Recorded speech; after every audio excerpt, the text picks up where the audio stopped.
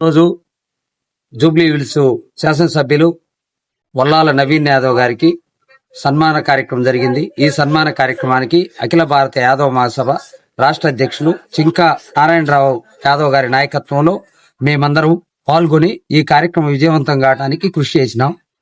అదేవిధంగా ఈ రోజు ఈ రాష్ట్రంలో అఖిల భారత యాదవ మహాసభ రాష్ట్ర అధ్యక్షులు చింకా నారాయణరావు యాదవ్ గారి నాయకత్వంలో గ్రామ గ్రామాన కమిటీలు అన్ని నిర్మాణం జరుగుతుంది. భవిష్యత్తులో ఈ రాష్ట్రంలో యాదవులు అభివృద్ధి చెందటానికి, యాదవుల హక్కులు సాధించడానికి, యాదవుల అధికారంలోకి రావడానికి, యాదవ చరిత్ర పరిరక్షణ చేయటానికి, యాదవ చరిత్రను వక్రీకరించకుండా యాదవుల గతంలో మరి రాజులుగా ప్రభువులుగా రాజ్యాలు పరిపాలన చేశారు. వర్తమానంలో బీసీడీలో వెనుకబడిన తరగతుల జాబితాలో ఉన్నారు. ఇవాళ సమాజంలో ఉన్నటువంటి ఎస్సీ ఎస్టీ బీసీ మైనార్టీ పేద వర్గాలను కలుపుకొని యాదవుల భవిష్యత్తులో ఈ రాష్ట్రంలో ఉన్న స్థితి నుండి ఉన్నతమైన స్థితిలోకి రావడానికి కృషి చేస్తాం. మా రాష్ట్ర అధ్యక్షులు చింకా నారాయణరావు యాదవ్ గారి నాయకత్వంలో మేమందరం పనిచేస్తున్నాం. నా పేరు జంగాల సింగరయ్య యాదవ్, ఆంధ్రప్రదేశ్ అఖిల భారత యాదవ్ మహాసభ ప్రచార కమిటీ చైర్మన్. మేము మరి ఈ రాష్ట్రంలో ఉన్నటువంటి యాదవ సోదరులందరికీ విన్నవించేది ఒకటే, అందరూ కూడా ఐకమత్యంతో, అవగాహనతో, చైతన్యంతో, ఎటువంటి భేదాభిప్రాయాలు లేకుండా ఈ జాతి కోసం, ఈ సమాజం కోసం పనిచేద్దాం.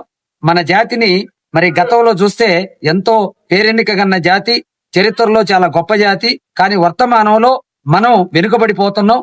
ఆ వెనుకబాటు నుంచి ముందుకు వచ్చి విద్య, వైద్య, ఉపాధి, రాజకీయ, సామాజిక రంగాల్లో, సేవా రంగాల్లో మనం ఉన్నతమైన స్థితికి వెళ్దామని తెలియజేస్తూ, అదే విధంగా ఈ కార్యక్రమంలో అందరూ భాగస్వాములు కావాలని హృదయపూర్వకంగా తెలియజేస్తూ, చింకా నారాయణరావు యాదవ్ గారి నాయకత్వంలో ఈ రాష్ట్రంలో కమిటీలన్నీ పూర్తి చేసుకొని ప్రతి నియోజకవర్గంలో ఒక బహిరంగ సభ, ఒక సమావేశం జరుగుతుంది.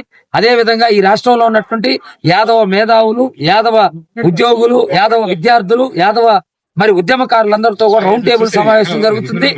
యాదవ జాతి దశ దిశను నిర్దేశించే దశకు చింకా నారాయణరావు యాదవ్ గారి నాయకత్వంలో మేమందరం శక్తి వంచన లేకుండా పనిచేస్తామని, ఈ జాతి కోసం మా తుది శ్వాస వరకు పోరాడతామని, మరి ప్రభుత్వాలు ఎవరున్నా, పాలన ఎవరిదైనా మేము పాలనలోకి వచ్చేంత వరకు ఈ రాజ్యంతో, ఈ ప్రభుత్వాలతో మా హక్కుల కోసం, మా అధికారం కోసం, మరి రాజ్యసభ సీటు కావచ్చు, ఎమ్మెల్సీ కావచ్చు, ఎమ్మెల్యే కావచ్చు, ఎంపీ స్థానాలు కావచ్చు, జనాభా దామాషా ప్రకారం మాకు న్యాయమైన వాటా దక్కే వరకు రాజీ లేని పోరాటం చేస్తామని తెలియజేస్తూ సెలవు తీసుకుంటున్నా. జై హింద్.